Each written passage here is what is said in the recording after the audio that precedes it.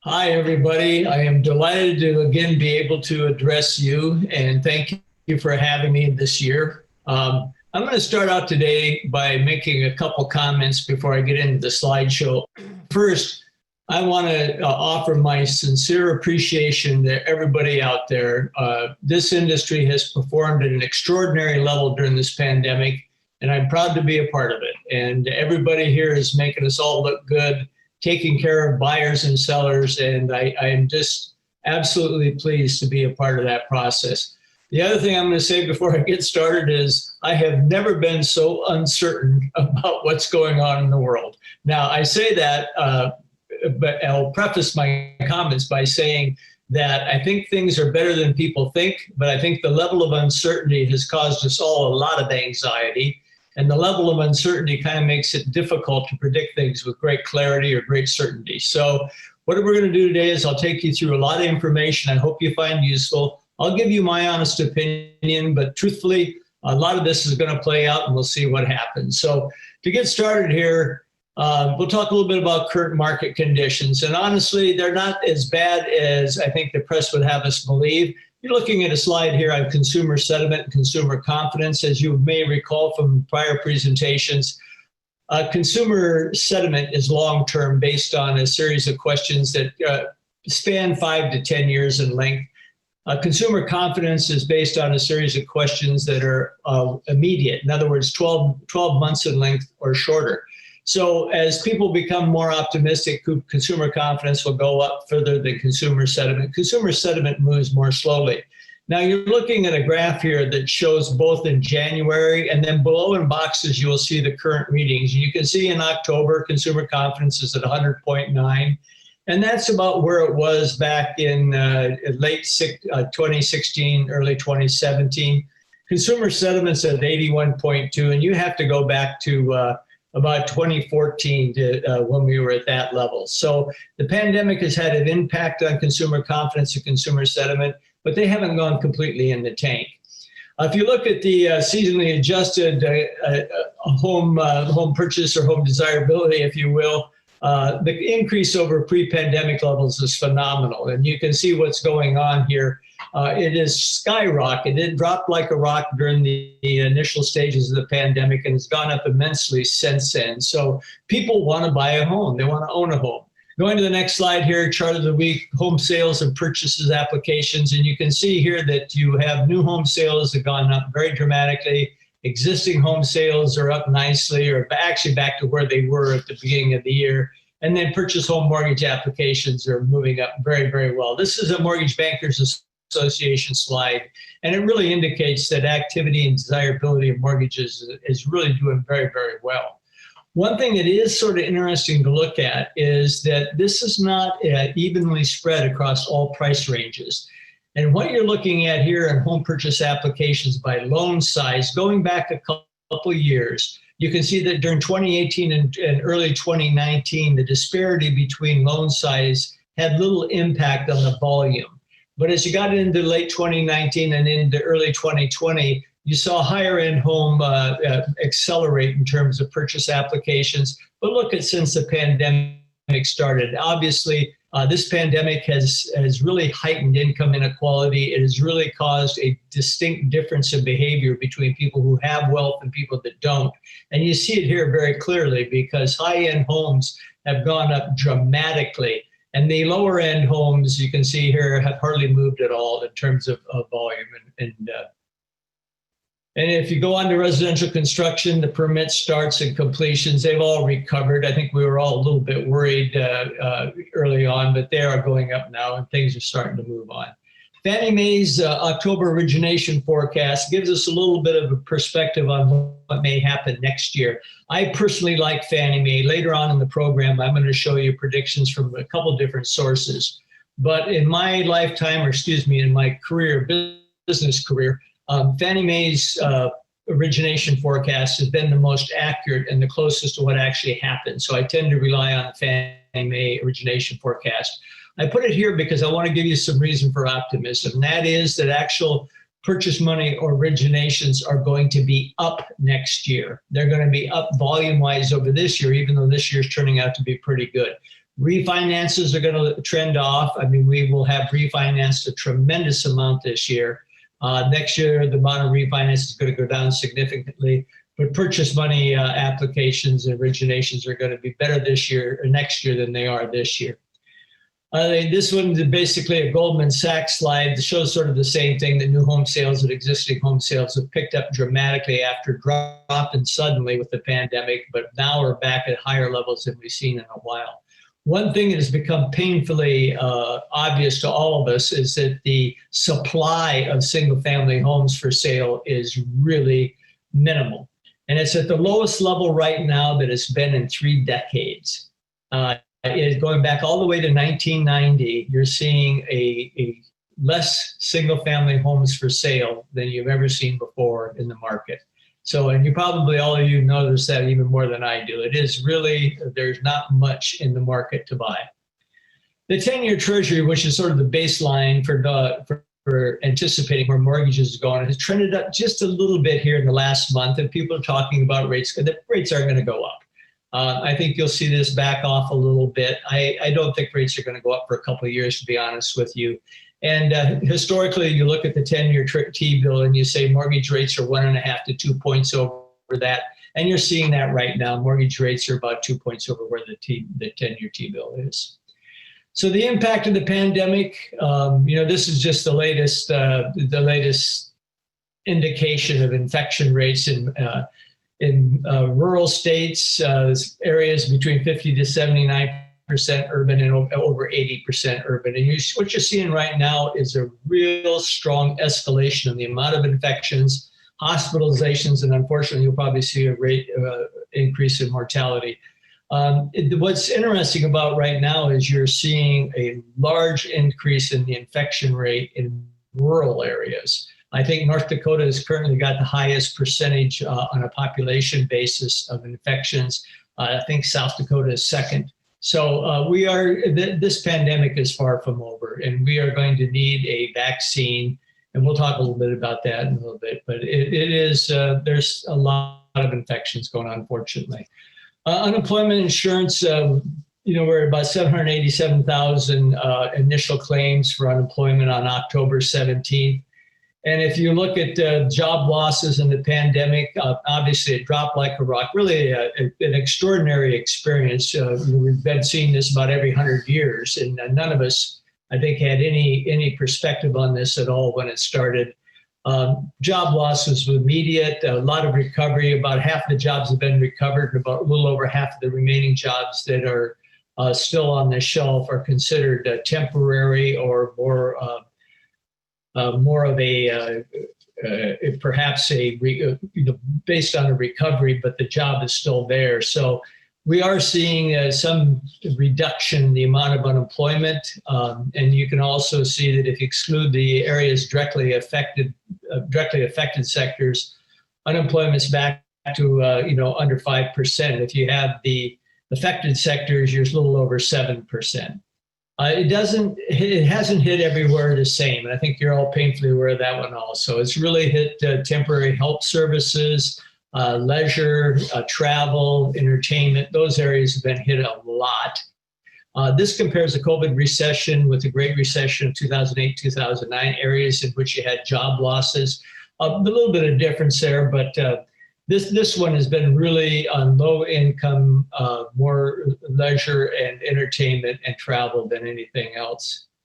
One thing that really shows it clearly is this slide. This shows job growth or loss since each recession began based on weekly earnings. And you can see that the 1990 recession, the 2001 recession, the 2008 recession, all had a lot of similarity. The 1990 recession that basically impacted all income groups the same. 2001, you saw a little bit more impact on the lowest earning, and also 2008, but not a tremendous disparity. This recession has been absolutely devastating for low earning people. This recession is going to do some damage to us socially because it is really heightened awareness of income inequality and really hurt people in the lower incomes. You can see here, lowest earning people have been disclobbered on this. You see it on this slide also. United States employment rate by salary. High wage workers, they had a short impact, a couple months long, and then back to just not much change. Low wage workers under 27,000 a year, they've been absolutely devastated.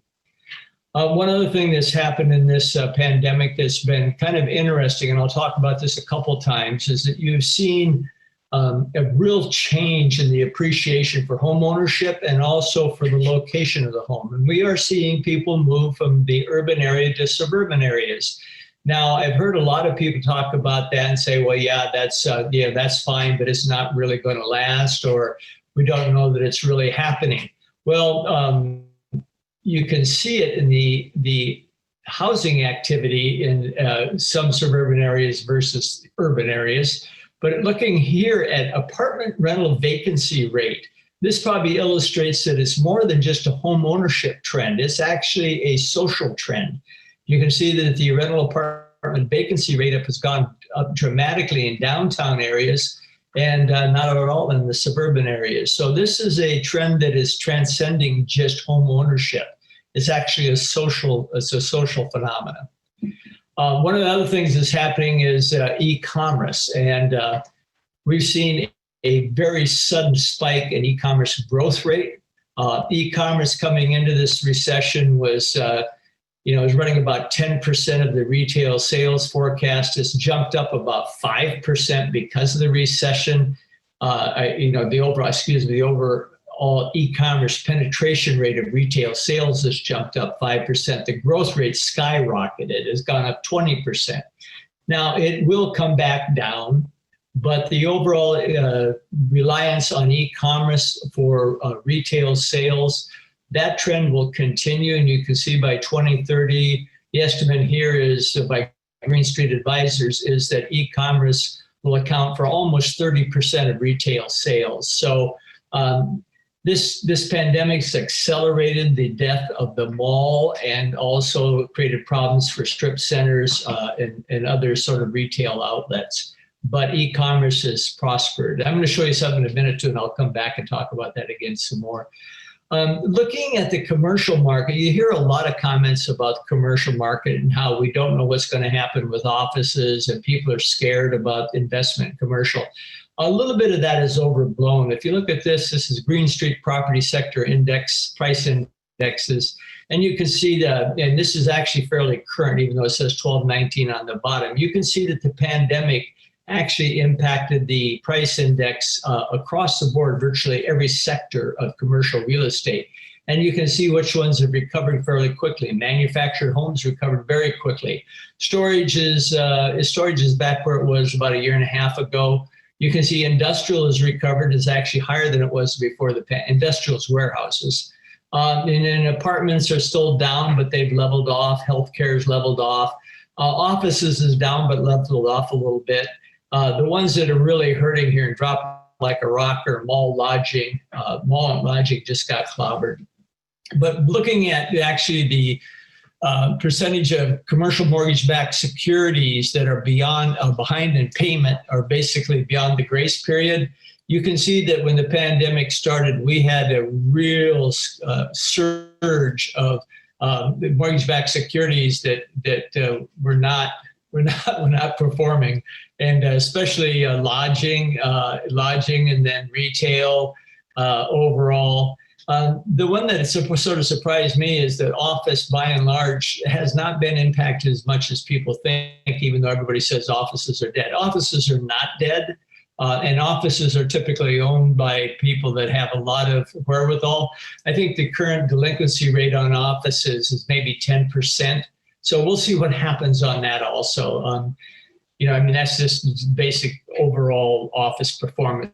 But you can see that the commercial mortgage-backed securities, that the delinquency rate is not that bad at all right now.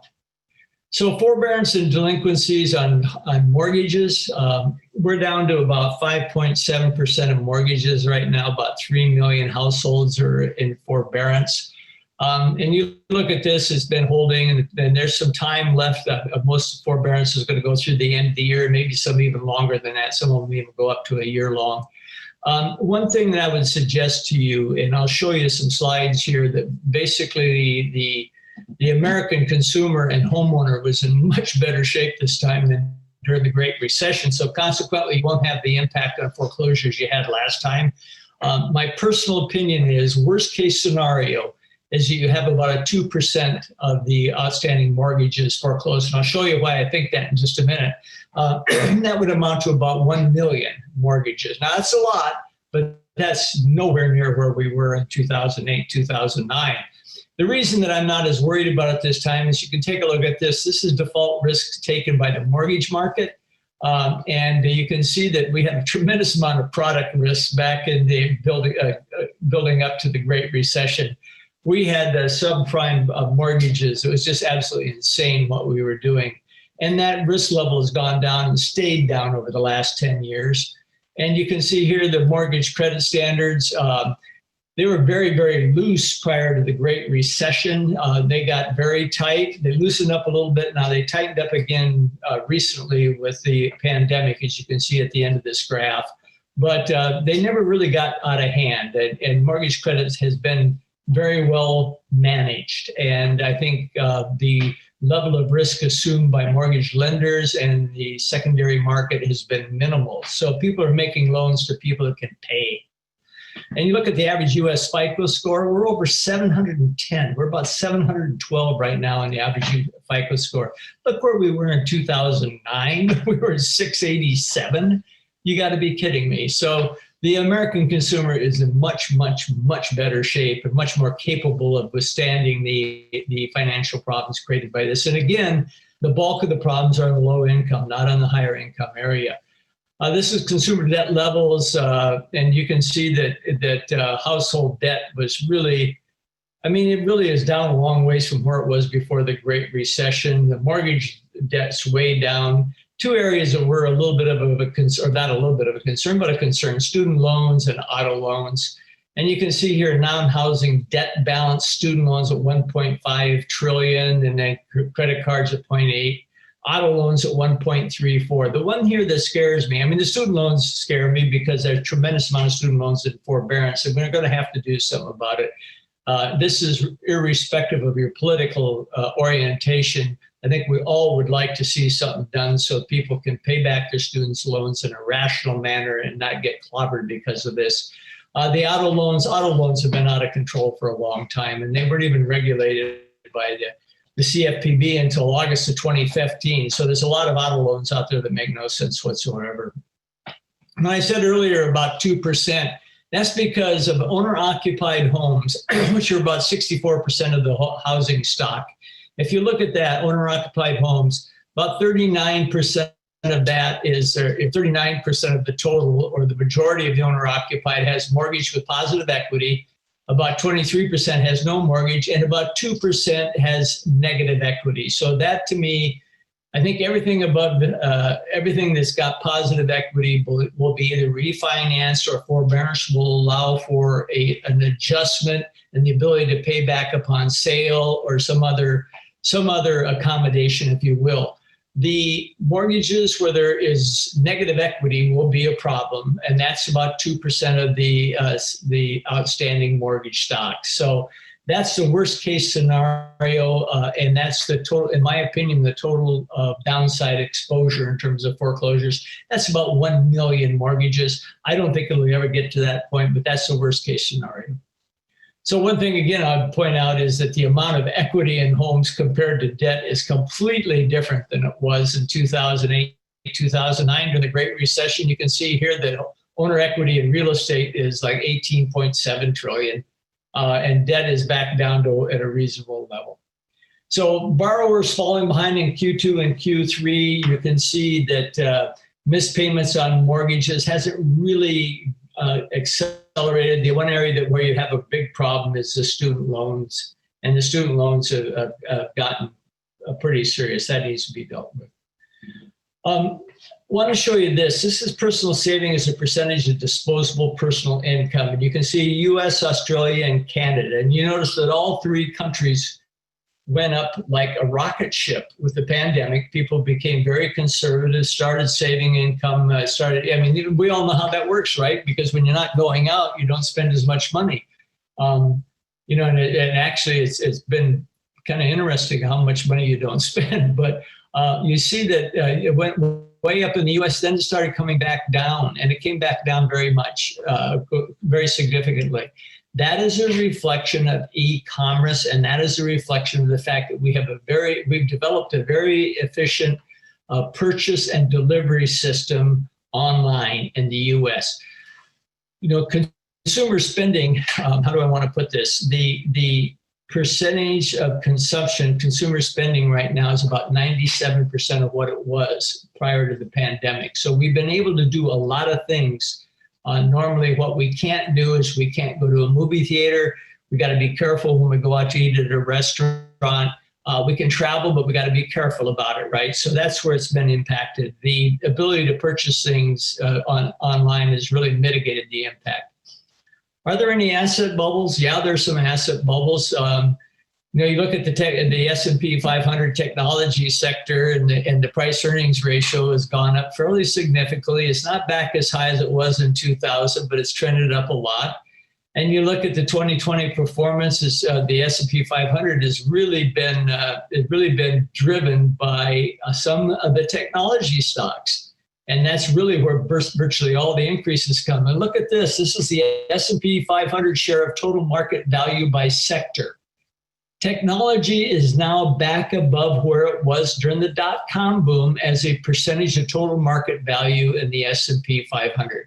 Virtually everything else is even to down. So we've become really fixated on technology stocks and investing in technology. And I'm going to, one man's opinion, I think it's a little overdone. Obviously, the pandemic has heightened awareness of technology and the level to which we've embraced technology, i.e. this Zoom conference, right? I mean, we are using technology now. We're using technology to do virtual home showings. We're using technology to do remote online notarizations. We're using technology in Zoom to communicate and educate. So technology is, the level of interest in technology has gone way up, but the level of investment in technology and speculation is I think, way too high. We'll see what happens. The other thing that kind of bothers me in terms of asset bubbles is how easy it is to get money. The special acquisition companies go out and raise a couple $100 million. Then they look for a company to invest in to take public. And look at how much money is going into SPACs here in 2020. It's just insane. But there's a lot of them won't work. Some will. Corporate bond issuance has gone up. Investment grade corporate bond issuance has gone up tremendously because companies are taking advantage of the low interest rates to float investment grade bonds and make sure they have ample capital. This is actually a good thing because I'm going to tell you what's going to happen as this pandemic abates and we come back economically. We're going to be very fortunate because there's going to be a lot of companies that have the capital to invest to rebuild the economy and rebuild it quickly.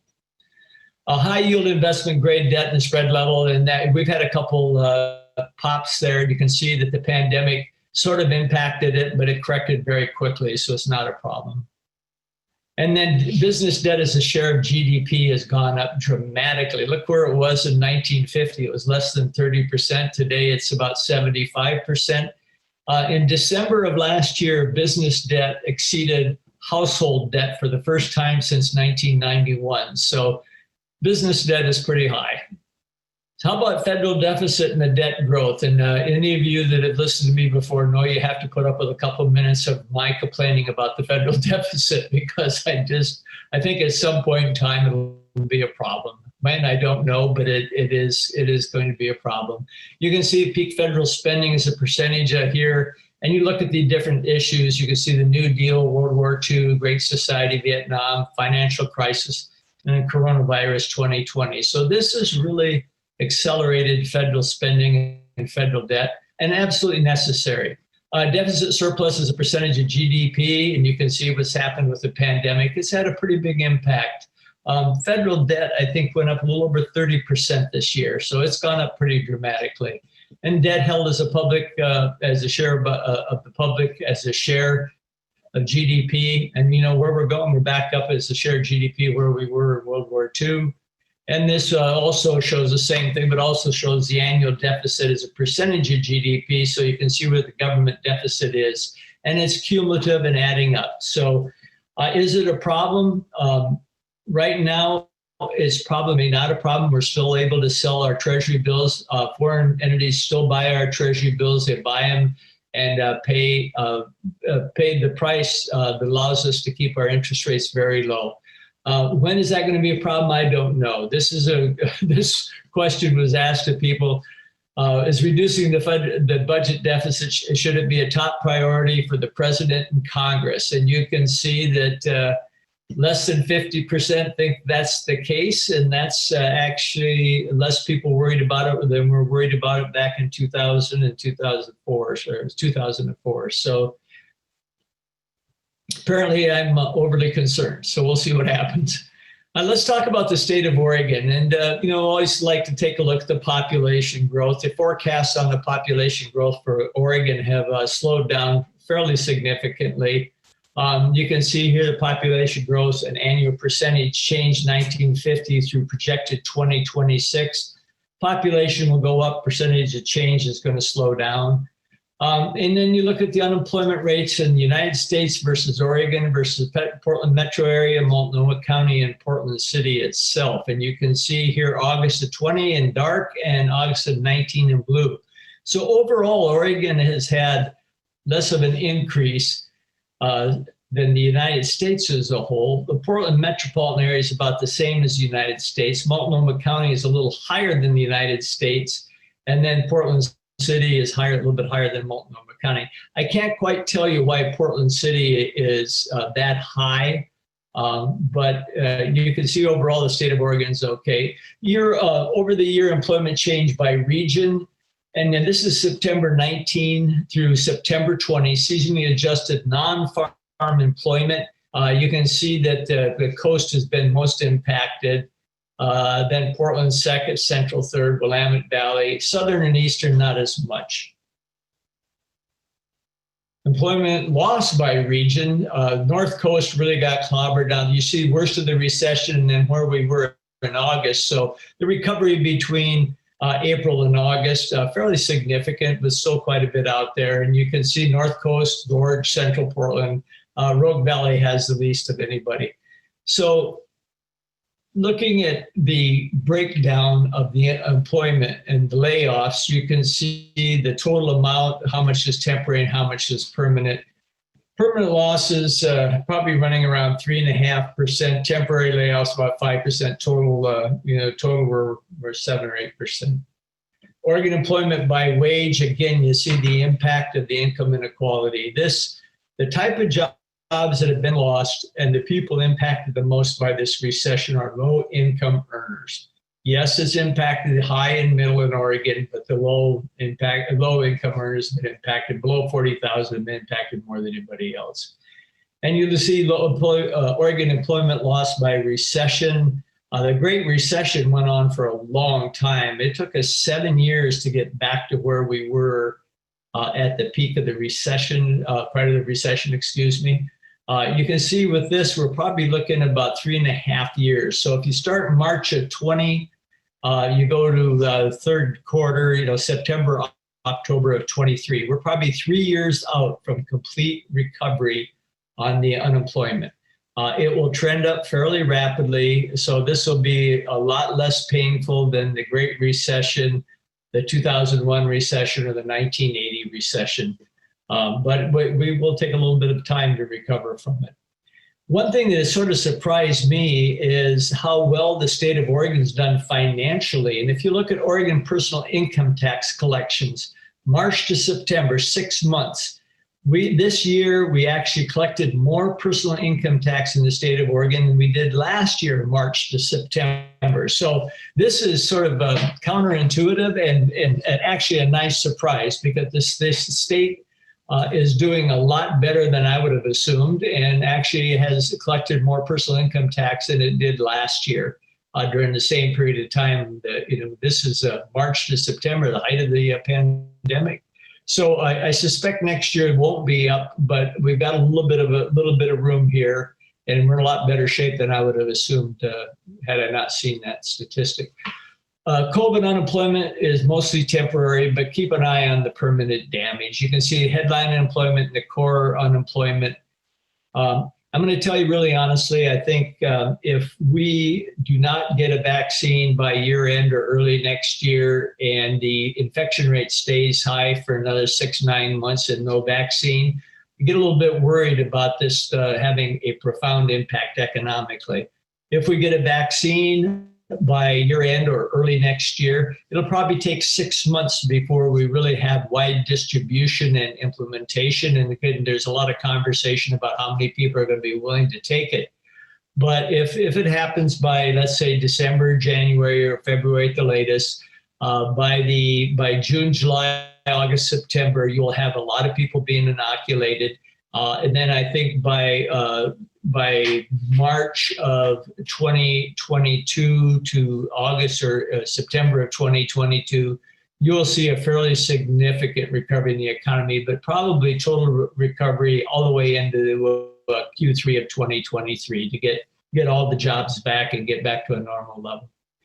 This is percent change, and we can just see the pandemic impact here. United States and Portland. We didn't drop quite as far as the United States in Portland, but we haven't recovered quite as well as the United States recently. So we'll see what's happening there. I can't explain that. You can see here Oregon, Marion, Albany, and Salem. And again, Albany had the highest unemployment rate, for about 8 or 9 years here. But coming out of this recession, really, Oregon, Marion County, Albany, and Salem, we're all about the same place. So continued unemployment claims by industry. Again, accommodation and food services, healthcare, social assistance, retail, trade. No surprise here. And really the lower income jobs and entertainment and leisure is the worst segments. Unemployment claims by age group.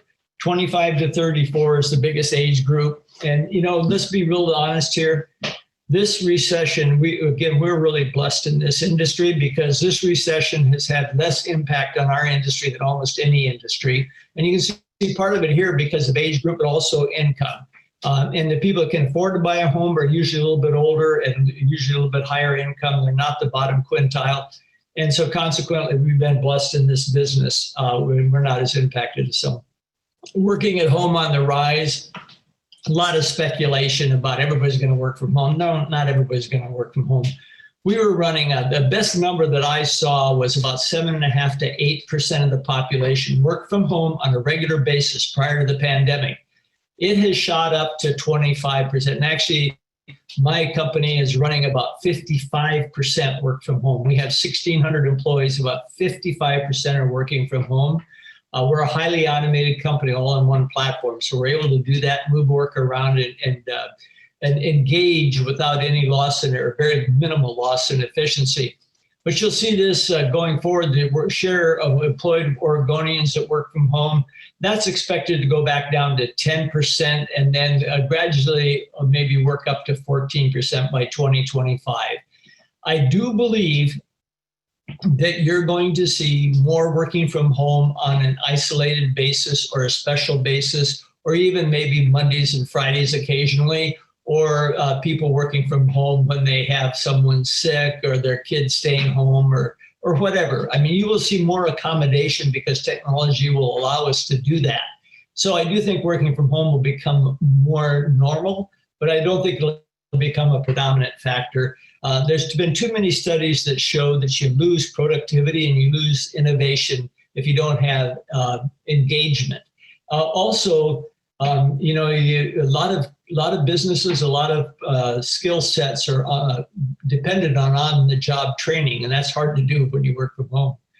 So I can't explain this slide, but I wanted to show it to you anyway. This shows that Oregon high-tech employment, computer and electronic product manufacturing, I think they're talking about Intel and things like that.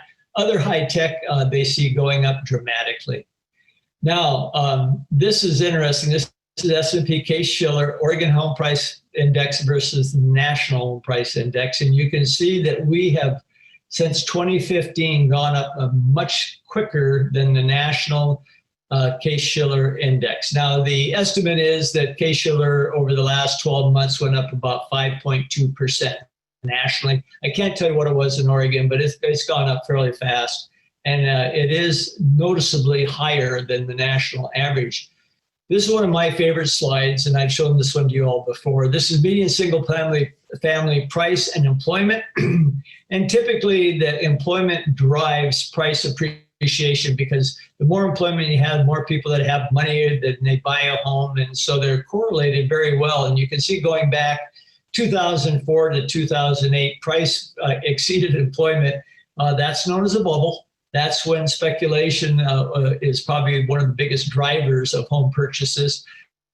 From 2011 all the way through the pandemic, we've had employment exceeding price appreciation. And actually, our price growth in this area in Portland has been very solid, based on demand and the ability of people to buy a home and support that purchase and that mortgage. Now, you see the pandemic, and price has actually gone up because there's been a very heightened desire to own a home.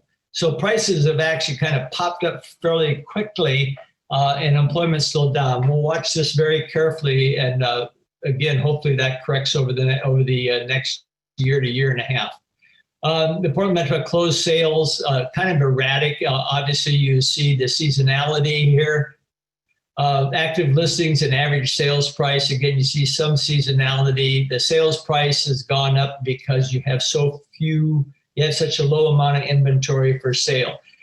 People say, are you going to have a bubble because of that? No, because when people can't afford to buy, they won't buy. The price will be governed by demand. It'll be governed by the people's ability to buy. So median sales price for Portland metropolitan area, 2018, 2019, and 2020. Again, you see seasonality, and then you see the impact of the pandemic and the desirability to own a home. This pandemic has had a profound impact on people's desire to own a home. Portland News Segment, this has been in one of the areas that I'm just perplexed about. I don't know if we should blame it on the urban growth boundary and regulation, or the cost of getting permits, but we have a problem on new construction in Oregon and in Portland, and we're not building enough homes. You can see here that the single family growth has been a little bit, but not enough. Obviously, much more multifamily since the Great Recession.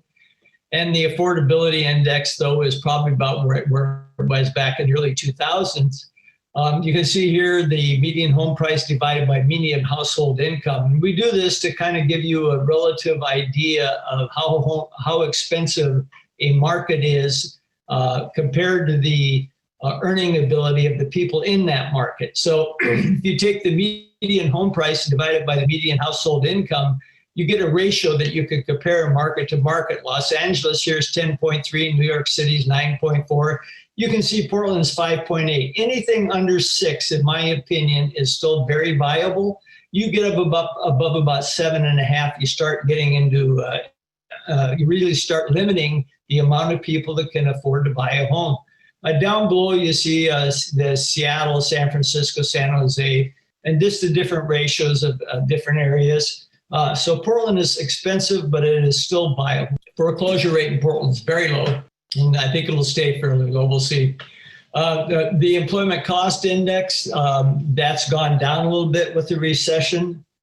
And you can see here the consumer price index, and you can see how the West compares to the U.S. as a whole. And this is overall West region, I'm sorry. And this shows all items, and in all items, less food and energy. The pandemic has lowered prices. Now, I don't think that'll go on forever, but it had a fairly downward push on pricing. You can see 12 months CPI comparing the Western region with the U.S. overall. All items, the West is up about 1.9% year over year. U.S. as a whole, 1.3. Food, the West is up 5.6, U.S. 4.1. Energy, West is down 6.4 and the U.S. is down 9. Looking at it again, so prices are overall still below the 2% and will probably stay below the 2%. There's a lot of questions about when inflation will occur, and I'll try to give you some thoughts on that here during the question session. So what I did is I asked a bunch of questions in anticipation of what would happen if we were in person doing this. And bear with me, I'll go through them, I'll give you my thoughts and answers on them, and then I'm happy to engage with anybody that wants to call me or shoot me an email at any time. But I'll give you my best thoughts on this and we'll go from there. So AI, artificial intelligence, will it change our industry? Maybe a little bit. You're starting to see more use of some AI on different things, but one thing about real estate is that the databases are different everywhere. The underlying information is different everywhere. And most of the entities that participate in real estate are regulated on a state-by-state basis. Business practices are different everywhere. So I think really the impact of AI is quite a ways away from being noticeable in our industry. Digitization, how fast? So what I'm talking about here is making the mortgage process more digital, automating the mortgage process, using e-closing, using RON, using RIN, using a lot of things to make the process much more automated and much more efficient. I think it's going to be, I think there's going to be an increasing amount of emphasis and effort in this area, but I don't see it being radically different immediately.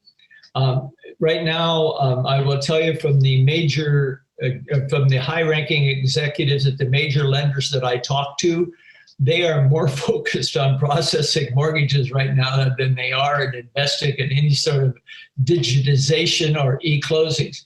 Are they aware of it? Yes. Has their awareness been increased by the pandemic? Yes. Are they interested in exploring those opportunities? Yes. Do I think if we fast forwarded 5 years, it would be noticeably different? Yes, I do. I recommend that everybody listening to this program, make yourself aware of what's happening. Don't panic. You don't have to be a tech wizard, but be cognizant of what's happening. Be aware of what's happening. Ask your lender, ask your title company, ask anybody you do business with what they recommend you do or what you should do to stay current and know about what's happening. There will be change. It will occur. It'll occur faster than it has historically. It won't be overnight. First-time home buyer, will they ever return? Yes, they will, but it's been pushed out a couple of years. If you look at this, this is really interesting. When people look at this slide, they say, Pat, why are you showing me this slide? This is the median age of home buyers from 1981 to 2019. And you can see all buyers, first-time buyers, and repeat buyers. Well, what does this slide tell you? This slide tells you that the predominance or the preeminence of owning a home as one of the first and most important things you did as an adult has declined over the years in the minds of most Americans. When I became an adult, owning a home was absolutely essential. That was the first step you took towards financial independence. That was the first step you took towards establishing yourself. And it was really just preeminent. And owning a home was absolutely, you thought about that from the time you were in high school. That has declined over the last 40 years. And you can see it because people get older. I mean, the average age has gone up because people dealing with it has dealt with it more slowly. This pandemic is changing that. And I think it's changing it in a permanent fashion. Everyone is more aware of the desirability of owning a home now than I have seen in my lifetime. They want to own a home because they want a place of their own. They want a place of safety. They want a backyard for their kids. They want a garden so they can grow things. They want a place where they can work from home. They want a home. And it's just this pandemic has really re-emphasized the desirability of owning a home. So are there new first-time buyers coming into the population? Yes, there are. If you look at this slide, this shows age group, how it breaks down by year in 2019 in black, and then by 2029 in gold. And you can see that there's a tremendous surge in population growth between 30 to 45 years of age over the next 10 years. And so I think you will see a tremendous amount of people coming into first-time buyer age, and they will have a heightened degree of desirability to own a home. This is the same thing. This is the same concept, but shown a little bit differently. And you can see that the millennials and Gen Z, there's two bubbles coming of high population. Privatizing Fannie and Freddie, is that a problem? No, not really. I think if it's done correctly and they're properly recapitalized, will have no impact at all. They operated independently for quite a few years and it didn't impact the mortgage rate. They need to be recapitalized though before they go out of conservatorship. Fannie and Freddie half-point surcharge, will it impact refis? In a minor way. And you're going to see this happen. And this is to financing and also to build capital. But if you have mortgage rates around 3%, an eighth of a point increase in mortgage rates is not going to impact people's use. Will another surge in COVID create a problem for the 2021 spring selling season? My gut is that we won't have a problem unless we have a continuing surge in infection rates and hospitalization rates and mortality rates, and we don't get a vaccine. That's what scares me. And I think there's reasonable optimism around having a vaccine by December, January. I do hope we get a national mindset about curtailing interaction to minimize infections, but we'll see what happens on that. How long will rates stay low? My personal opinion is probably 2.5 to 3 years until you have a full recovery. The Fed is going to go overboard on trying to keep rates at a low level to facilitate growth to get back to where we were when this pandemic started. By all estimates, it's probably going to be in the third quarter of 2023 before we're 100% recovered compared to the beginning of this pandemic. So one of the things that's happened too is the trade war with China caused the trade deficit with China to go down, but it didn't create more jobs in the U.S. We just bought things from different places in the world. You can see the trade deficit with the rest of the world has gone up and more than offset the trade decline with China. So that has not had an impact on prices. Are builders re-engaged? Yes, they are. You can see builder confidence is at an all-time record. New construction is up very high level. One thing that bothers me a little bit, if you look at single family permits by state, the trailing 3-month average year over year, we are one of 4 states that are actually in a decline. Oregon, we're down 1.4%. Connecticut's down 29.1%. Rhode Island's, or I guess they're not down. I apologize. No, Connecticut's not down. There's 4 states that are down: Rhode Island, New Jersey, and Oregon. And you can see we're down 1.4% trailing 3-month average year over year in single family permits. We need to, I don't know that we can, but it would be nice to have a little bit more flexibility or a little bit more liberal policy on fees and urban development. We need more homes built. We do have a lot of people coming into first-time buyer age in Oregon. You can see 30 to 34 and then 40 to 44 going out to 2030. We're going to have a lot of young people looking for homes. We need to build more homes. And you can see existing home sales are just up. I mean, it's really amazing to see what has happened because of this pandemic. So predictions, I showed you Fannie Mae real quickly. This is a Mortgage Bankers. You can see this going out, GDP growth, inflation. The 10-year Treasury stays very low, 1.8 in 2022. 30-year mortgage, they see it getting up to 3.6. I don't know. We'll see what happens there. I don't see any reason that it needs to go up to 3.6, but we'll see. But I mean, I can't complain too much about 3.6.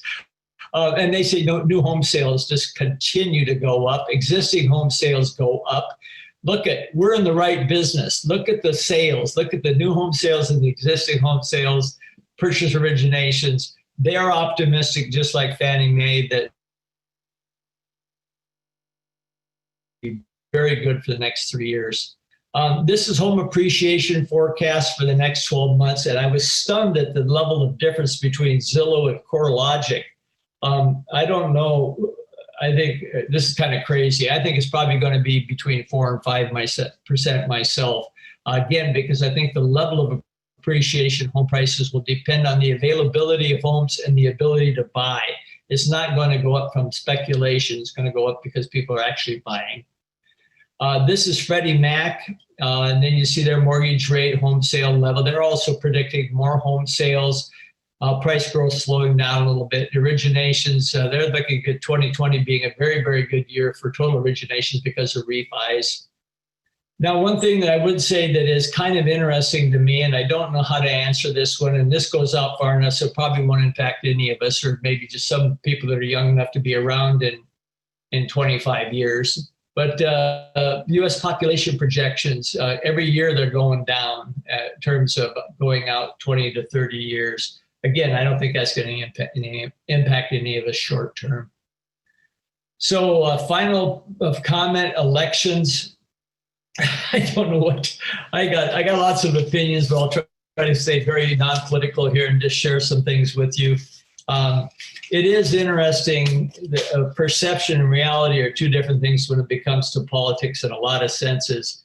If you talk about the election and what happens, I'll give you kind of like the consensus, and that is that if Trump wins, that's good for less regulation and less taxes. If Biden wins, that's probably good for hard-hit areas, and they'll get more government assistance. It's good for builders because you'll get more immigration workforce, and that's been a problem with the curtailing of immigration. That's a lot of the labor force. And then if Biden wins, you think the perception is you'll have lower material costs because you won't have the trade war continue. Lumber prices have gone up dramatically with Canada because of the trade war. So benefits for either party winning. I will tell you that I got to share this with you. I was having a conversation with a friend, and they said, well, if Republican wins, it's better for us financially. And I said, how so? And they said, well, the stock market goes up. But I said, no, the stock market's actually gone up more since World War II with Democrat presidents than it has with Republican presidents, almost 3 times as much under Democrats and presidents. And he said, well, yeah, but the deficit goes up under Democrats, more than Democrats. I said, no, it doesn't. It's actually gone up more under Republicans than it has under Democrats since World War II. Well, job growth is better under Republicans. I said, well, no, actually, job growth has gone up 2.5% under Democrat presidents and only 1% under Republican presidents. And he said, well, the economy is better. I said, no, it's gone up 3.9% under Democrats and only 2.5% under Republicans since World War II. I'm not saying that to promote Democrats over Republicans. I'm just showing you or trying to help you understand that perceptions and reality are just, it's too crazy to even figure out who does what anymore. I hope no matter who wins that we go back to a little more sane environment, and that we can get on with rebuilding our country, and that we can get past this pandemic and get ourselves more situated. I think we are in a wonderful industry. I said that earlier. I will tell you that I think we're blessed to be in this industry, and I think that we are going to have a very good year next year, and a good year in 2022, and another good year in 2023. So one more time, thank you for all you've done to help people during this pandemic. And please take care of yourself, stay safe, and stay healthy. Thank you.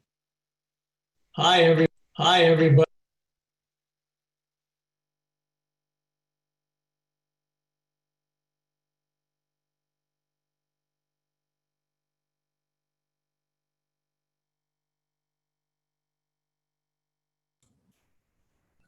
Thank you, Pat. It is clear why you're a crowd favorite and a regular presenter for the Oregon Realtors. You always present such valuable and relevant information for our members. So appreciative of your time, and we look forward to seeing you next year at Sunriver or virtually. All right, we're going to take a quick break. Be back at 11. We'll see you soon.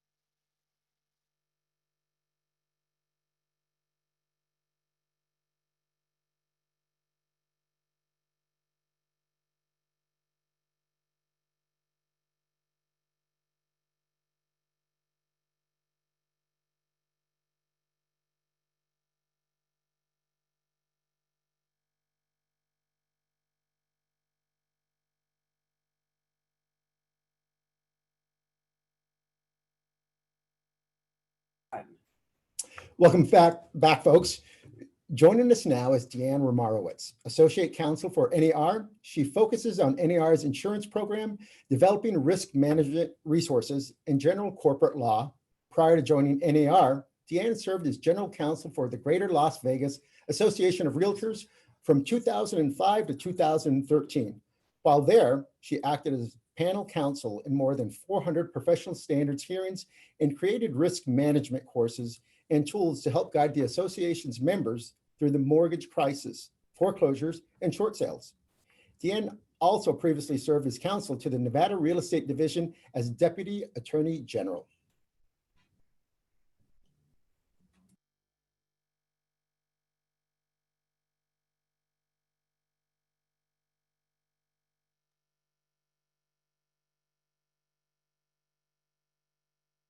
Hello, and thank you to the Oregon Association of Realtors for asking NAR Legal Affairs to participate in this year's Fall CE.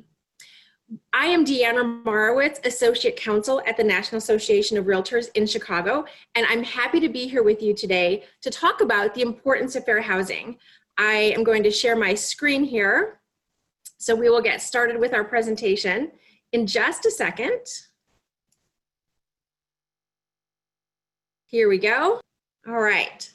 So thank you for taking the time to watch this video and to learn more about the importance of fair housing.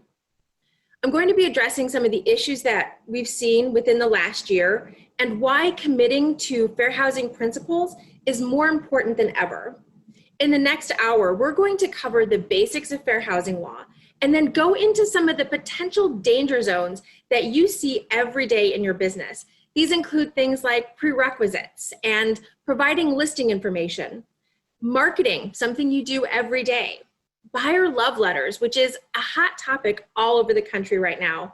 And then I'll hit on a couple of issues that we've seen in the rental market this year. I'll wrap up with a few points about COVID-19 and how that has impacted fair housing. And then finally, some NAR resources that you can use and incorporate into your business. Now, fair housing is important for many reasons.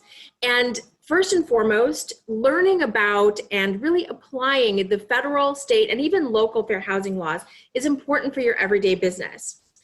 But most of all, because you as a real estate professional have the distinct honor to be a part of furthering fair housing and ensuring that its goals are accomplished. Eliminating discrimination and creating equal opportunities for everyone in housing is an inherent part of your job as real estate professionals.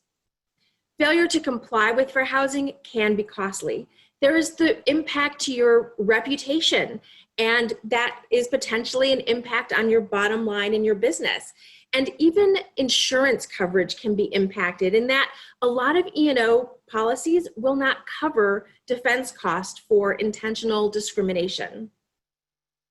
So let's start with some basics about fair housing. In 2018, we celebrated the 50th anniversary of the Fair Housing Act, which was created to put an end to discrimination in housing. The act is based on the belief that every person has the right to own or rent a home or obtain a mortgage without fear of discrimination due to their membership in a certain class of people. In 50 years, we've come a long way, but there's still a lot of work to do. NAR's profile of home buyers and sellers in 2019, that's the most recent we have at the time of this taping, revealed that 84% of buyers are white, Hispanic buyers make up 7%, Asian buyers 5%, and African American buyers 4%. Now, this chart is from the US Census Bureau, and this looks at housing home ownership rates for the last several years, going back to 1994, all the way through the third quarter of 2019. Again, the most recent that was available. It charts the bottom two lines. The Hispanic home ownership is in gray, and Black home ownership is noted in purple. Analysts note that the percentage of home ownership between Hispanics and Black homeowners has tracked for decades as very similar until something started to happen. And in just the last few years, those homeownership rates have started to diverge, with Hispanic homeownership on the rise and Black homeownership in decline. In fact, African American homeownership rates fell to an all-time low in the second quarter of 2019, even lower than when the Fair Housing Act was enacted in 1968. Now, this is a complex situation, and events of the recent months have certainly brought even more issues to the forefront, but many buyers struggle with issues of student debt, having down payment savings, and even a shortage of affordable housing. That's definitely one of the big issues we're facing as a nation right now. And sadly, discrimination may also be a contributing factor to this homeownership rate. Now, let's look at the Federal Fair Housing Act, and just a quick refresher. The Federal Fair Housing Act protects people from discrimination in all aspects related to housing activities, and that includes renting a home, buying a home, getting a mortgage, seeking any type of housing assistance, or really engaging in any other housing-related activity. It protects people in 7 what we call protected base or prohibited bases. Now, this, may be called prohibited protected classes. We're now starting to move to more prohibited basis for discrimination. And those 7 in the federal law are race, color, national origin, religion, sex, familial status, and disability. But not only do you need to be familiar with the federal bases, but also with state and local bases for prohibited bases for discrimination as well. Title 8 expressly recognizes that state and local governments may enact fair housing ordinances and statutes. And oftentimes these state and local laws go beyond the federal, and that's definitely the case here in Oregon, where Oregon state fair housing laws add marital status, source of income, sexual orientation, including gender identity, and domestic violence victims to the federal list of prohibited bases. But be sure to check with your local community to see if any similar ordinances have been passed that may include other prohibited classes or protected bases.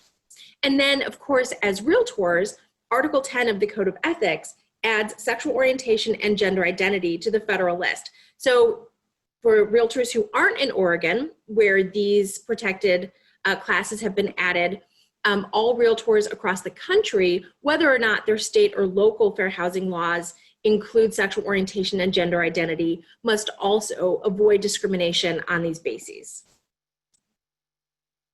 All right, so let's look at some of the prohibited conduct that the Federal Fair Housing Act is designed to prevent. In general, the fair housing laws prevent refusal to rent on a protected characteristic. This could include refusal to rent or to sell. It could also include steering, which is the practice of influencing a person's housing choice based on a protected characteristic. For example, as a real estate agent, if you direct your white clients to predominantly white neighborhoods and Black prospects to minority neighborhoods, this would be a classic example of steering and prohibited conduct. And one of the other practices that's prohibited by the fair housing laws is blockbusting, which is a practice of suggesting that a person should sell a property based on the changing racial makeup of the neighborhood. So extra caution should be given when soliciting listings in transitioning neighborhoods, and avoid inciting fear or other reasons that a seller might want to sell the property. Now, here are the danger zones. These are things we're going to look at in some depth in today's presentation. First are prerequisites. Second, providing listing information. And we're going to look at these particular danger zones through the lens of a pretty comprehensive investigation that took place last year in Long Island, New York. Then we'll talk about marketing, which is really the starting point for a lot of real estate business, right? That's your first contact, your first point of reference for buyers who are entering either the rental or the residential sale market. Then we'll look at buyer love letters, which, as I mentioned before, is a pretty hot topic because many parts of the country are in a multiple offer situation. The inventory is low, and buyer love letters are sometimes seen as that extra edge for the buyer, but we'll look at some pretty important fair housing implications on that. And then finally, a couple of issues around rental properties have popped up this past year, so we'll definitely take a look at those. All right, so let's start with prerequisites and providing listing information. So I want to talk about this years-long study report test in Long Island, New York, that kind of shook the real estate industry, and we're still seeing the ripple effects of this even a year later. If you haven't taken a look at this Newsday investigation, as it's known, the URL is on the screen. I do recommend that you take some time and look through. It's an incredibly well done and almost interactive layout of this investigation that this newspaper did. And they have hidden camera videos of actual agents, and this could be you, this could be one of your agents, and how they're reacting and acting with the different paired testers. So Newsday conducted a 3-year-long investigation. They used 25 testers in 86 matched pair tests. Each pair consisted of one white tester paired with a minority tester, either an African American, Hispanic, or Asian potential buyer. Each individual in a pair was presented with similar housing needs and similar financial capabilities. For example, one tester would say that her husband got a new job as VP of a company in X town, and the other tester would say that her mother had an apartment in X town and she wanted to live closer. I'll tell you more about that test in just a few minutes. Newsday tested 93 real estate agents and captured 240 hours of hidden video footage, hidden camera video footage. And as I mentioned, that's all available online. And some of it is pretty cringeworthy, I have to admit. Now, remember in the beginning, we talked about reputation. Out of those 93 agents that were tested, only 3 brokerages agents basically had no potential violations. There was no perceived discrimination in agents from those 3 brokerages. Now, let me tell you, this report named names. It named brokerage names, it named the agents' names. You can see the agents' faces on the photos and in the videos. Now, how do you think the reputation of those agents who had no discriminatory practices, perceived discriminatory practices, do you think their reputation was enhanced and the others were perhaps diminished? I think that's a pretty good assumption, just human nature being what it is. So that's a great example of ensuring that your practices meet or exceed the fair housing practices and do not discriminate, because, as I mentioned, your reputation can be affected by that. So the ultimate results of the Newsday, now this is a little bit shocking when you first read it. Results showed that 49% of Black testers were not provided equal services, 49%. 39% of Hispanics were not provided equal services, and 19% of Asians were not provided equal services.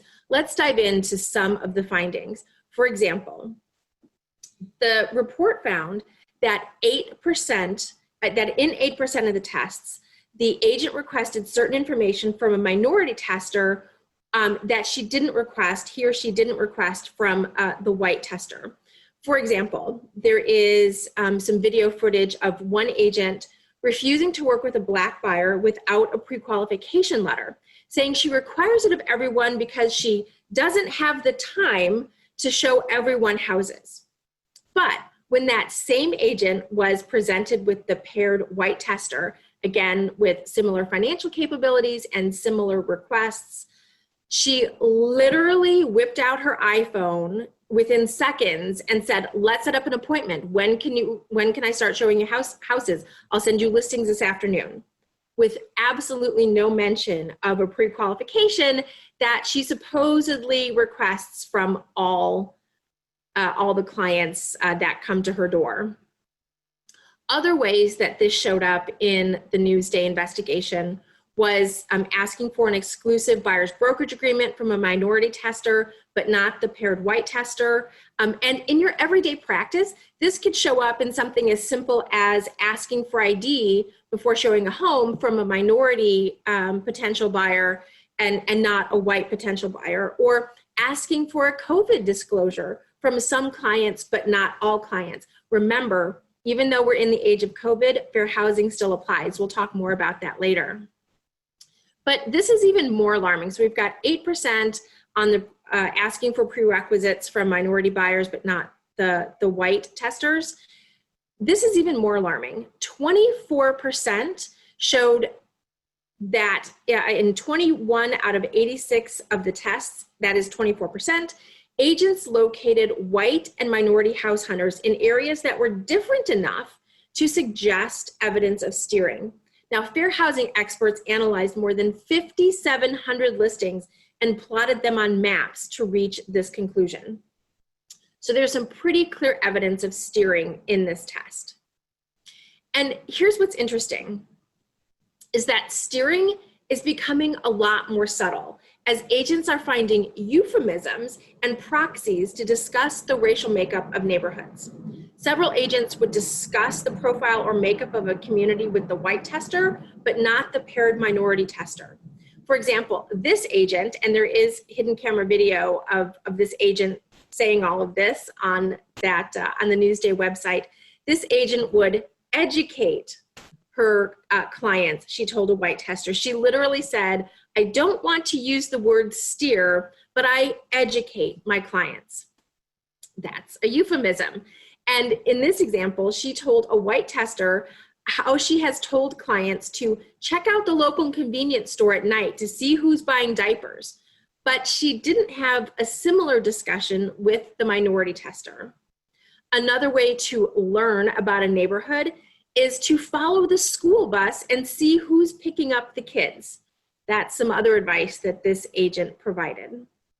And one of the outcomes that the Newsday investigation found was that school districts and school information is kind of the new form of steering. So steering can be couched in seemingly objective terms like school performance. Let's look at providing listing information. The Long Island test revealed that minority testers were given different listings in different communities than the white testers. In fact, African American testers in this report received 50% fewer listings compared to the white paired tester. Listing information showed that the minority testers were steered towards less diverse communities, while minority testers were steered towards more integrated communities, even in tests where the paired buyer requested a specific community. In this one striking example, two testers presented with identical financial capabilities and home criteria. The white tester said that her husband had gotten a job with X company in this town, and they wanted to be in that town within a few miles of the corporate office. The minority tester that said that her mother lived in that same town and was in declining health, so she wanted to be closer to her mom. The white tester was shown numerous homes meeting her criteria in the exact town that she requested, while the minority tester, who again asked for the same thing, was shown completely different homes miles from the requested target area, even though homes meeting her criteria were on the market. All right, so let's look at some best practices that we can learn from the Newsday investigation. First, make sure that any prerequisite that you're requesting from a potential buyer is used consistently and objectively. If you ask it from one potential buyer, you need to ask it from all. Provide buyers with listings based on the buyer's objective criteria for a home. Stick with things like the number of bedrooms, the number of bathrooms. And if they do have a particular radius from work or a relative's home, stick to those parameters. Avoid giving your personal opinion about a community, even where the buyer asks. And guide your potential buyers to neighborhood-specific information from other sources. Things like school ratings and crime statistics can be, independent third-party resources for your clients to obtain the information that they're seeking and make their own decisions. Now, this is really interesting. As I mentioned before, this investigation has had tremendous impact on the industry. And the New York State Real Estate Board acted very quickly. Within a month, they had adopted new regulations regarding fair housing and eliminating discrimination. And those regulations took effect in June of this year. And those regulations require that a real estate broker is responsible to ensure that each individual licensed in their office and associated with that broker provides to a potential purchaser, tenant, seller, or landlord upon first substantive contact this particular disclosure notice. Again, this was published back in June of 2020. And this disclosure applies to all properties, not just residential. The regulation specifically says it also applies to commercial properties. And this disclosure notice must be posted at all brokerage offices, on all brokerage websites, and at all open houses. So New York is definitely taking this very seriously and has instituted changes that all real estate brokers and licensees must take. And the question is, will other states follow suit? Now, fair housing definitely has become an issue on the forefront nationally. And in my personal opinion, this is not NAR talking, in my personal opinion, I do think we may see more states follow suit. The California Association of Realtors recently enacted their own anti-discrimination and fair housing disclosure form just a few weeks ago from this taping. And I have a feeling, again, this is my personal opinion, that we may start seeing these more and more across the country to help inform consumers about the fair housing laws. And these disclosure forms also provide consumers with information on filing a complaint. So I don't think we've heard the last of the Long Island Newsday investigation, so stay tuned for more impacts and ripple effects throughout the country. Let's shift gears a little bit. Now these topics weren't covered in the Long Island investigation, but they are pretty hot topics right now. The next danger zone we'll talk about are buyer love letters. First, to be clear, writing a love letter to a seller is not per se illegal. However, real estate professionals should be aware that these buyer love letters can trigger fair housing concerns. The California Association of Realtors, in that disclosure form that I just mentioned, they actually talk about buyer love letters and call buyer love letters conduct that may not be motivated by discriminatory intent, but may have a discriminatory effect. And that's a good takeaway from this presentation is, remember, fair housing is not about discriminatory intent all the time, but it can be the discriminatory effect. So even if your actions were not meant to be or consciously discriminatory, your intent was not discriminatory, the impact and effect of a policy or an action may be held to be discriminatory under the fair housing laws. And such is the case with buyer love letters. Now, a love letter could include any communication. It could be a video, it could be photos, really any communication that accompanies an offer from a potential buyer to appeal to the seller. Now, while it's one thing for a buyer love letter to tell the seller how much they like the property because of its location or the style or historic character of the home, these love letters often innocently include personal information that reveal a prohibited basis for discrimination. So things like, and you may have heard these in your business, I can see our family celebrating Christmas here. My wife and I would love to raise our family in this house. Or I finally found a home that can accommodate my wheelchair after months of looking. Or we want to send our children to the parochial school and the church is in the neighborhood. If such a letter is a contributing factor to the seller's acceptance or denial of a purchase offer, it may be a fair housing violation. And here's why. These buyer love letters can trigger what's known as implicit bias. So accepting an offer based on anything other than the price, terms, and merits of the offer may violate fair housing law. Remember, fair housing laws are all about eliminating that discrimination and ensuring that anyone who's qualified can purchase real estate.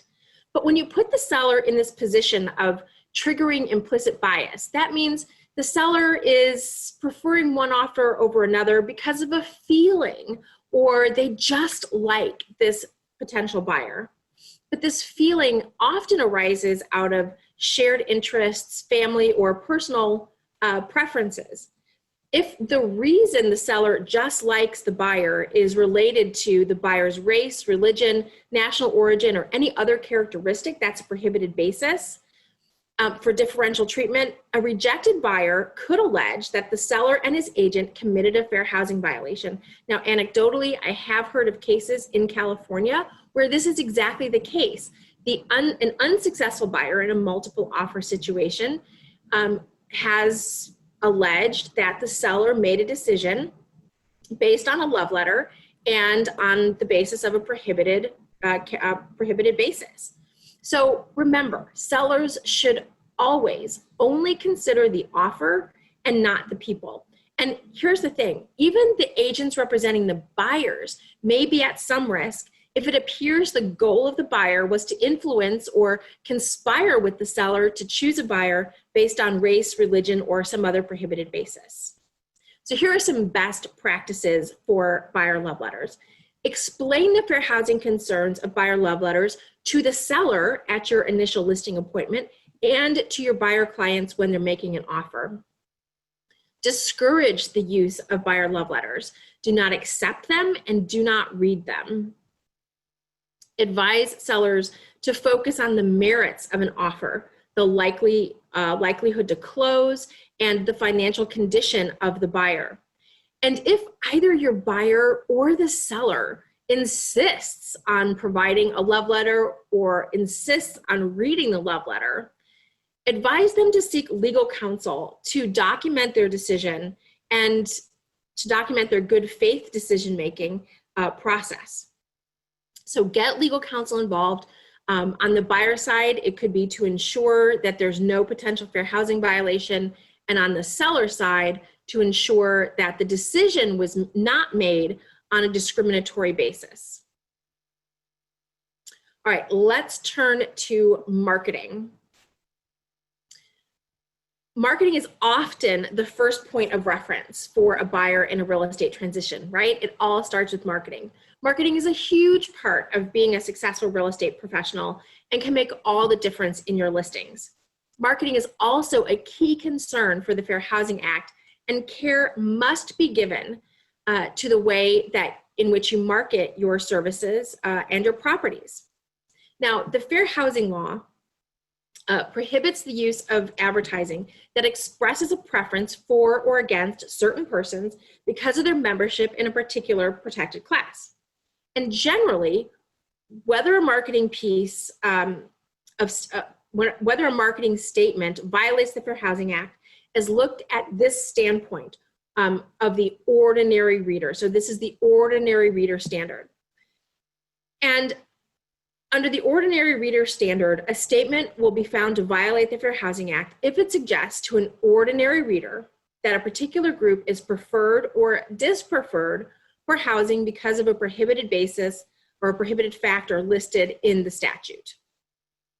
Now, this can be a tricky one because as certain statements have been challenged in courts, courts have come to some surprising conclusions about whether a statement was discriminatory or not. So here are some best practices for marketing your properties. When you're writing an ad, stick to describing the housing and not the ideal buyer. Saying something like, it's a house on a quiet street, or a house with a pool and backyard for entertaining, as opposed to saying something like, this is a great house for a couple or a single man. Be sure that you have a broad marketing plan. While it's okay to market your services and listings in publications targeted to members of a particular protected class, be sure that any selective ad placement that you have are part of a broad marketing plan that includes vehicles of broad distribution to a variety of people in a variety of protected classes. Now, if you use models in your photographs for your real estate advertising, be sure to use human models of broad races and characteristics, such as families. Courts have held that the use of racially exclusive models to advertise housing may violate the Fair Housing Act. Ads should always indicate that housing is open to all without regard to any protected characteristic. And when you're using digital advertising, be cautious when you're narrowing your audience with targeted digital advertising. Now, Facebook in particular has taken action to ensure that many of the discriminatory targeting practices have been eliminated from their platform, but this is still good advice for any form of digital advertising that you may do. One final point before we completely leave marketing is to talk about coming soon listings. Again, coming soon listings can be appropriately used, but they may be a problem if the listing never appears on the MLS. Like maybe there's no signed listing contract. It's only shown to a select group of people, and the listing agent accepts bids or offers before the advertised time. Again, these coming soon listings are very popular. However, the issue does arise when they are shown to only a select group of individuals, and that's because of disparate impact. So let's talk a little bit about what disparate impact is. Back in 2015, the US Supreme Court recognized disparate impact liability under the Fair Housing Act, which means that real estate professionals may be held liable for fair housing violations even when there was no intent to discriminate. There we go again with that intention is not necessary. The doctrine of disparate impact holds that under the US Civil Rights Act, you may violate the law if your policies or actions disproportionately harms a protected class.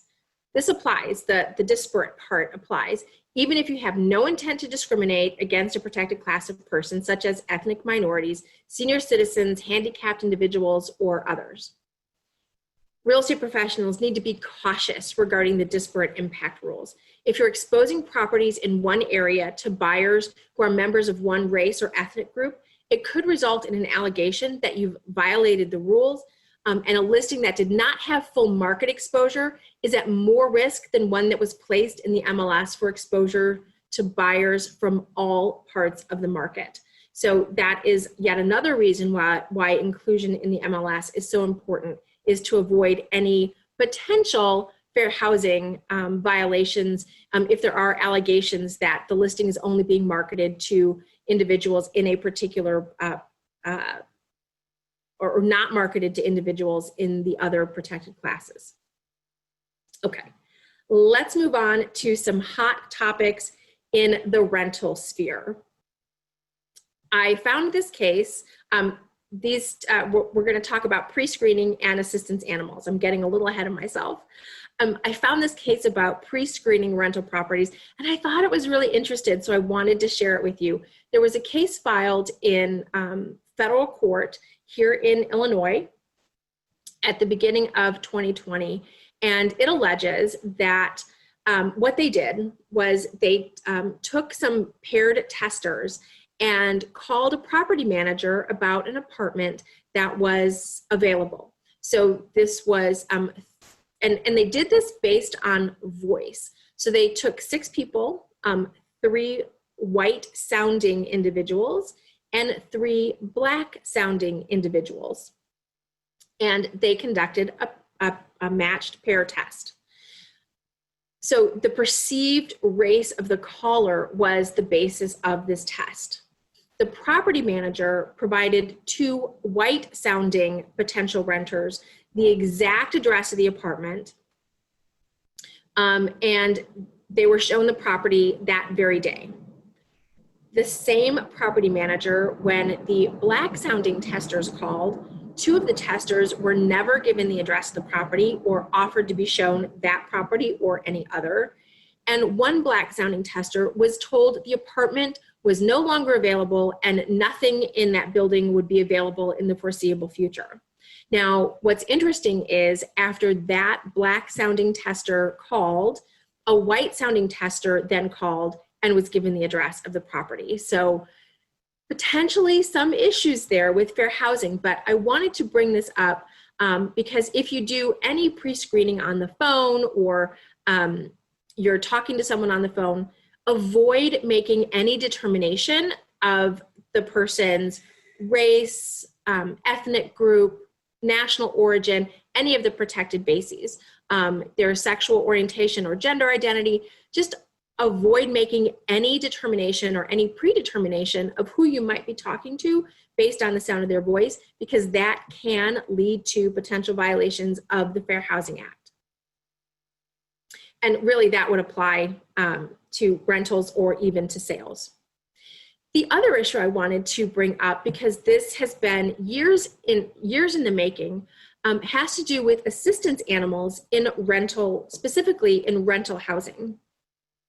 So as many of you may know, you can go online and have your dog or cat or parakeet or any other pet certified, quote unquote, as an assistance animal, paying a nominal fee, and they send you a vest for your pet. They send you a certificate certifying that your pet is now an assistance animal.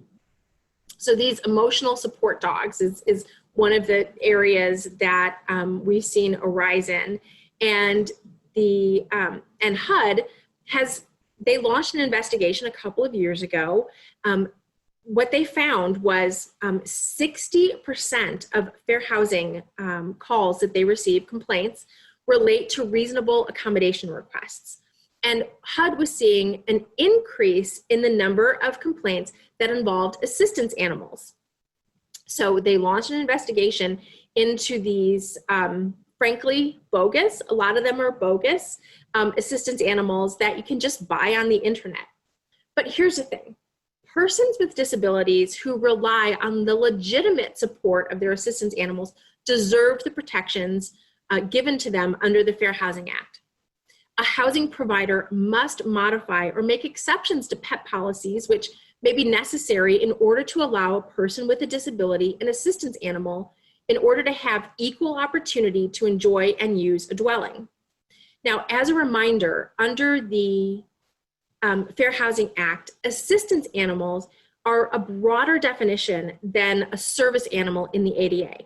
I know it can be very confusing and it's easy to mix the two up, but here under the Fair Housing Act, we're talking about assistance animals. Now, an assistance animal is defined as a trained service animal or other animals that do work, perform tasks, assist, and or provide therapeutic emotional support for individuals with disabilities that affect a major life activity. So it could be a dog, it could be any other kind of animal, as long as that animal performs a task, including therapeutic emotional support. So HUD realized that there was a problem with assistance animals and abuse in defining assistance animals. So in January of this year, they released long-awaited guidance offering housing providers a set of best practices to help navigate this often tricky scenario of assessing a person's reasonable accommodation request for a support animal under the Fair Housing Act. Now, indeed, all situations are not equal, and housing providers can often face difficult determinations as to how to comply with the FHA reasonable accommodation requirement. But with this guidance, HUD attempts to reduce that burden on housing providers in those uncertain situations. And if you deal at all with rentals and assistance animal accommodation requests, it's definitely worth looking at this guidance to help avoid liability by becoming familiar with this guidance. So let's look at the 5 key takeaways. I've provided a link to the actual document, this HUD document, but let's look at the some key takeaways from it. Again, if you practice in this area with any commonality, it's worth looking at the guidance for yourself, but here are some key takeaways.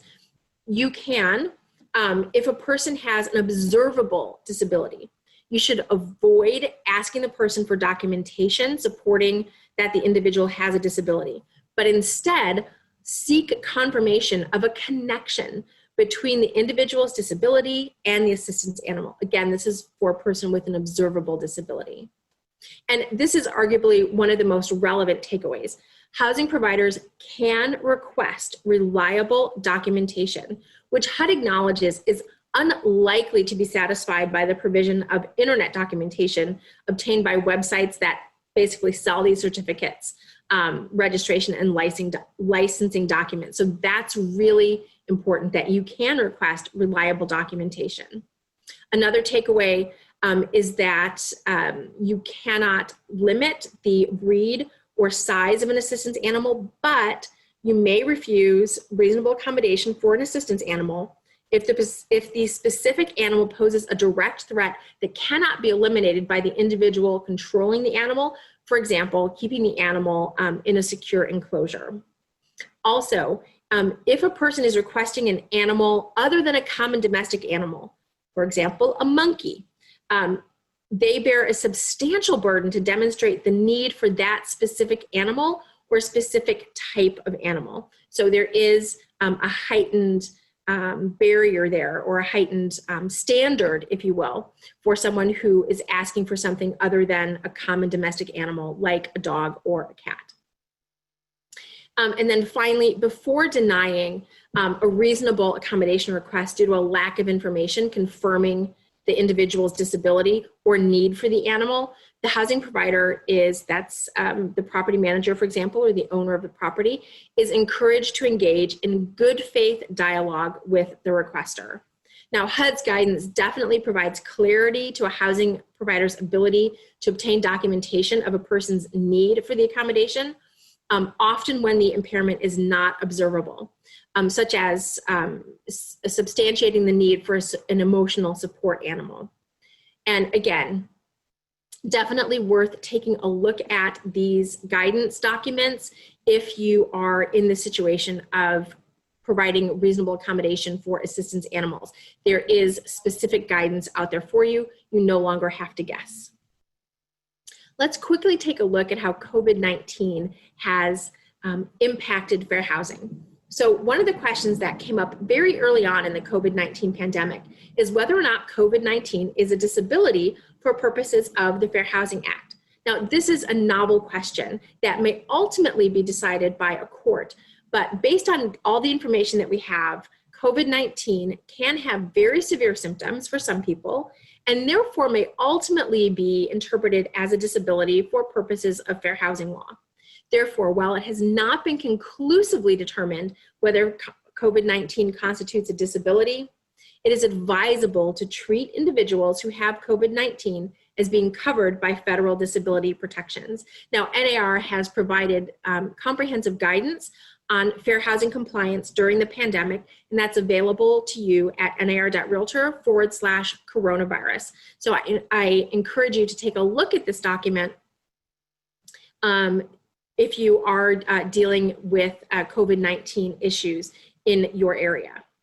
Another question that has come up quite frequently in COVID-19 is whether or not you can disallow children at an in-person showing. Now, imposing such restrictions are not recommended as a best practice.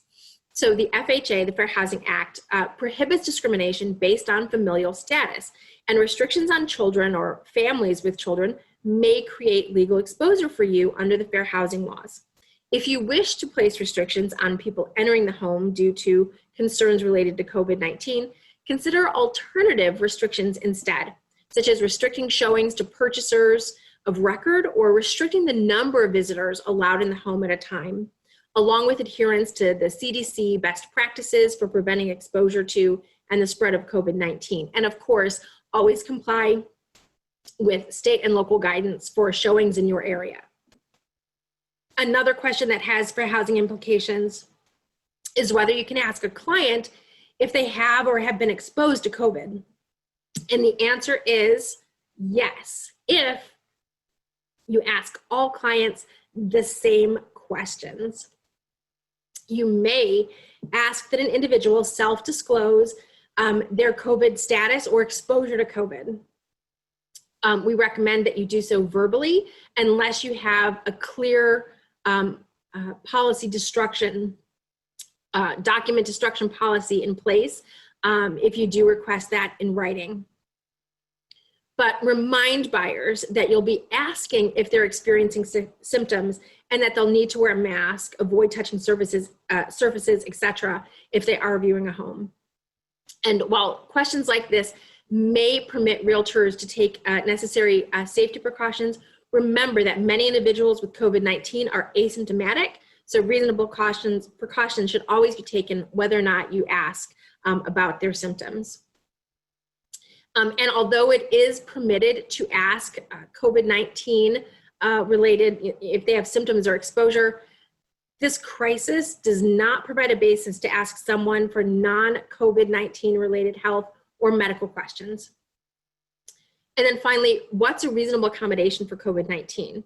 So a reasonable accommodation must evaluate the need to provide housing services to individuals who have the COVID-19 virus while also protecting the health of all parties to a transaction.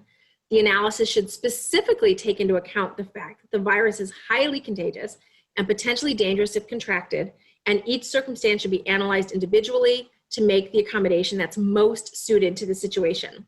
Some examples might be doing virtual showings and virtual tours, requiring that the individual send a proxy to the in-person showing rather than view it themselves, or providing addendum options such as a sight unseen rider, or a contingency that the property is subject to a later inspection by the buyer after they have recovered from COVID. However, to the extent that those reasonable accommodations still present a risk to anyone's health and safety, impose undue financial or administrative burdens, or fundamentally alter your services, the Fair Housing Act does not require provision of such accommodations. You do not have to put your personal health and safety at risk. All right, so let's spend a couple of minutes here at the end of the presentation about NAR resources and what NAR is doing.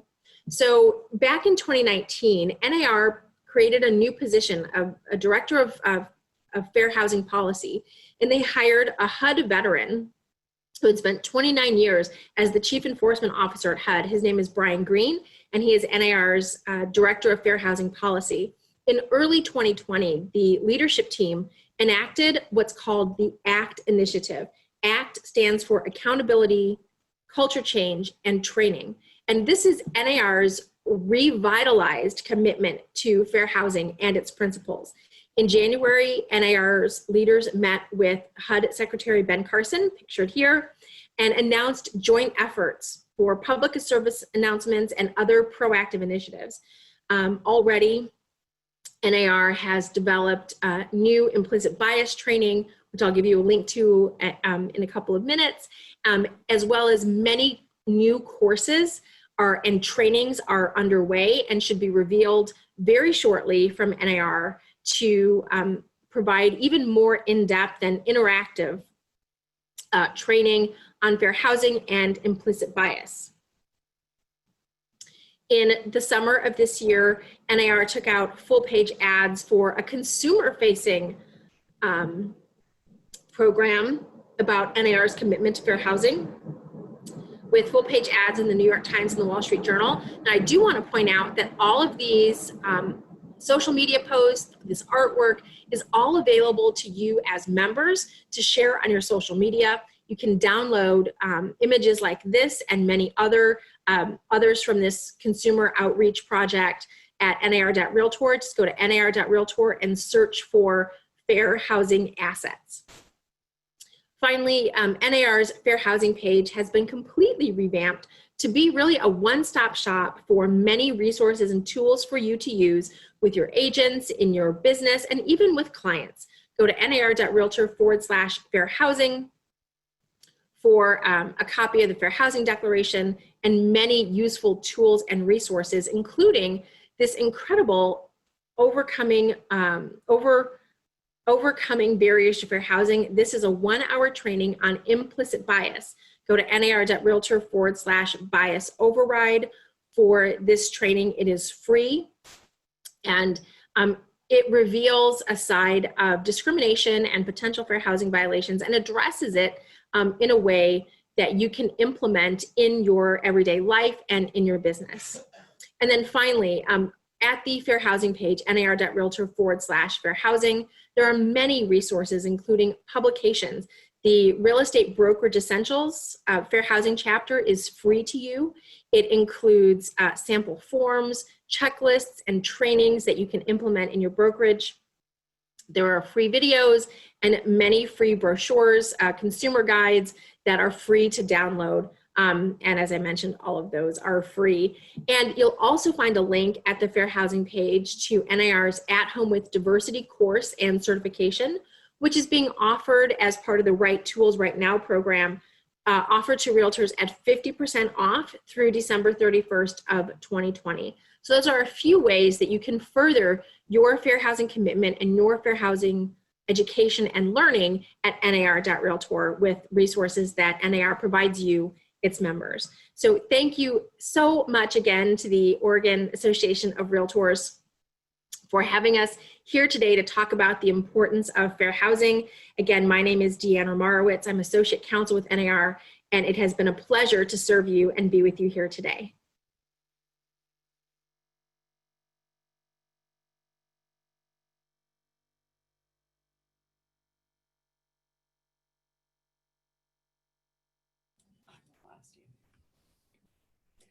Hello, everyone, and thank you so much, Deanne. It was great having you with us, and it's always good to have a refresher and an update on what's happening with fair housing and all of the great things you're doing at NAR on behalf of the membership.